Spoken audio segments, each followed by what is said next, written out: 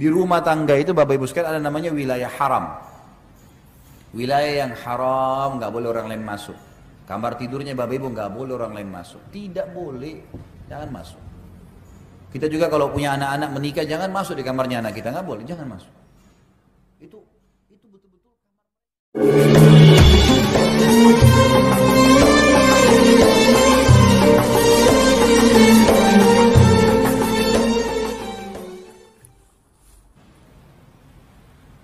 jangan libatkan orang ketiga dalam rumah tangga kecuali ahlinya.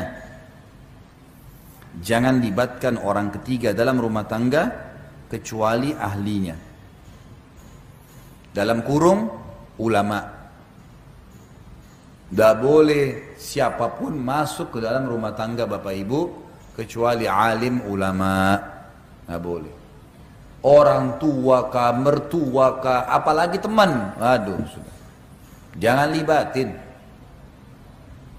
Rumah tangga saya lihat yang sering kacau tuh, orang yang setiap orang datang rumahnya pasti mengubah sesuatu. Saya waktu awal-awal nikah punya pengalaman. Saya bilang sama istri saya, ini tembok rumah ini adalah rumah tangga kita. Saya pemimpin, kamu wakil saya. Keputusan di tangan saya. Salah, tidak sesuai hukum Allah, ingatkan. Benar, terapin. Jangan libatkan orang ketiga masuk ke sini. Karena di sini saya punya peraturan, keinginan, kamu juga punya keinginan. Keinginan kita yang kita satuin, bukan keinginan orang lain. Pernah satu waktu, istri saya tiba-tiba duduk sama saya terus ngobrol sama saya. Kak, gajinya pegawai fulan berapa? Ada pegawai saya di restoran, oh gajinya sekian. Si fulan berapa? Sekian. Si fulan berapa? Sekian. Sudah mulai tanya, ini 17 orang. Satu-satu sudah mulai tanya, sudah 3 orang. Saya bilang sebentar. Kamu ini sudah ketemu siapa? Siapa yang sudah kamu temuin tadi? Kenapa kok tiba-tiba seumur hidup belum pernah campurin urusan kerjaan saya, kok sekarang malah mulai nanya gaji, mulai tanya ini. Rupanya ada tamu kami datang dari luar Jakarta, kemudian nginep di rumah. Terus orang ini, istri saya bilang, orang itu Kak yang bilang, katanya kita ini harus tahu semua yang berhubungan sama suami. Jadi akhirnya saya mesti tahu gajinya pegawai, penjualannya kakak berapa, segalanya lah. Saya bilang gini, saya setuju. Kalau kamu mau tahu semua saya kasih tahu. Tapi jangan salahin saya kalau kepala kamu pecah. Ini masalah saya sebagai laki-laki ini luar biasa. Nagih utang, ajakin pegawai, macam-macam, yang absen, yang datang, yang curang, macam-macam. Sekarang kamu ini enak sekali. Apa yang urusannya? Urusan kalau ngantuk tidur, lapar makan, sholat, urus anak-anak, mati masuk surga. Enak kan? Kenapa tambah program nih? Ibu-ibu ini udah apa tambah program nih? Capek-capekin diri. Wong tugas kita ada waktunya di dunia, kan gitu. Ternyata orang ketiga nih kalau masuk harus kita punya prinsip. Nggak boleh enggak. Bangun prinsip. Ada orang bisa mengubah rumahnya 7 kali warna rumahnya diubah. Gara-gara 7 orang tamu yang datang. Kenapa kau pakai warna putih? Gitu kan? Bagusnya ini warna biru. Ubah warna biru.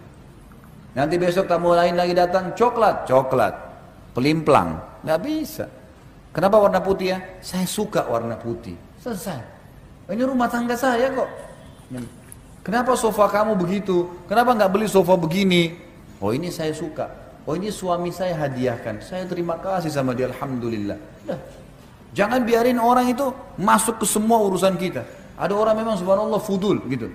Masuk ke rumah orang, lihat dapurnya, buka lacinya, macam-macam diperiksa. Apa ini? Gelasnya orang pecah sedikit, gelas kamu itu pecah. Loh, gelasnya orang, biarin aja. Oh dia memang begitu kan? Masa dia nggak tahu kalau gelasnya pecah? Pastilah dia tahu, gitu kan? Kontrol diri, jangan masukin. Kita ada ruang dalam rumah kan ada namanya ruang tamu. Ada ruang keluarga. Tamu ya di ruang tamu. Ada urusannya masuk ke dalam-dalam. Ini masuk dalam kamar tidur suami istri. Sedangkan anak kita saja ada waktu dalam Islam boleh dia izin. Ada waktu tidak boleh dia izin masuk. Nggak boleh. Malam hari itu nggak boleh spontan-spontan main langsung anak-anak masuk. Ada larangan dalam Islam. Mungkin orang tuanya lagi lepas pakaian. Mungkin nggak boleh. Apalagi tamu orang lain ini nggak boleh sembarangan. Di rumah tangga itu Bapak Ibu sekalian ada namanya wilayah haram. Wilayah yang haram nggak boleh orang lain masuk. Kamar tidurnya bapak ibu nggak boleh orang lain masuk. Tidak boleh, jangan masuk. Kita juga kalau punya anak-anak menikah jangan masuk di kamarnya anak kita, nggak boleh, jangan masuk. Itu betul-betul kamar mereka, mungkin berserakan, maaf pakaian dalam di sana, mungkin ada sesuatu yang memang hanya suami istri yang harus tahu, kan jadi masalah. Untuk apa ini? Nggak perlu. Gitu kan? Ini ada wilayah haram. Kecuali darurat sekali mungkin. Orang tua kita datang, butuh kamar mandi, ya. Kemudian mau masuk di kamar mandi, ada kamar mandi yang mungkin kamarnya beliau tidak ada kamar mandinya yang kita kasih, baik silakan di kamar, nggak masalah. Tapi kalau ini umum semua orang, ada orang subhanallah temannya semua tahu kalau bentuk kamarnya bagaimana. Ini saya sarankan jangan ya. Ya ini bukan masalah sombong, bukan, tetapi memang tidak boleh. Orang ketiga ini kalau masuk, orang ini melihat dengan mata, dia berpikir dengan akal, dia punya telinga, kemudian dia juga punya kesenangan, ya, dia punya suka sesuatu, maka dia pasti nyampaikan apa yang dia suka. Ini berbahaya.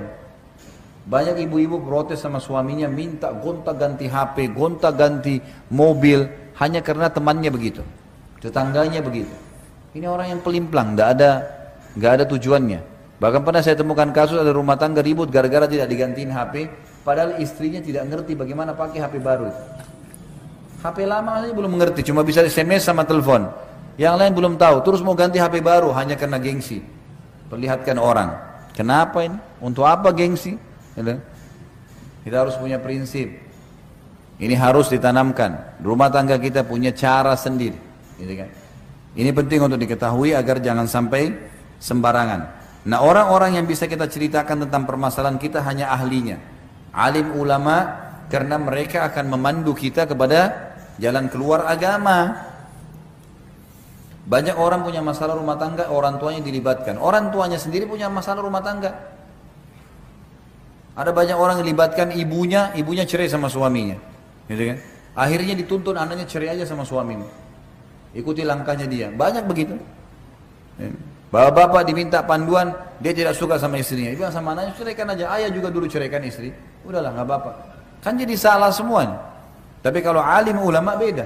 Allah berfirman, Rasulullah bersabda, kan diingatkan. Harusnya begini, sabar, pertahankan, ini solusinya, ruqyah, ini, itu, macam-macam.